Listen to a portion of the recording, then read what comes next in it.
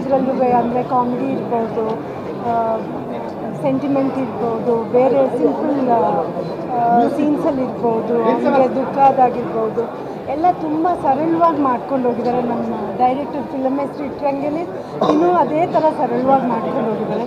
ಆಮೇಲೆ ನನಗೆ ಭಾಳ ಖುಷಿ ಆಯಿತು, ಯಾಕಂದರೆ ಈ ಫಿಲಮಲ್ಲಿ ನಮ್ಮ ಇನ್ನೂ ಪ್ರೂವ್ ಆದಂಗೆ ಇದರಲ್ಲಿ ನಾನು ಇಷ್ಟೊಂದು ಜನ ಬಂದು ನೋಡ್ತಾ ಇರೋದು ಅದೆಲ್ಲ ನಾನು ಅವತ್ತಿಂದ ವಾಚ್ ಮಾಡ್ತಾಯಿದ್ದೀನಿ, ಕೇಳ್ಕೊಳ್ತಾ ಇದ್ದೀನಿ ಮನೇಲಿ.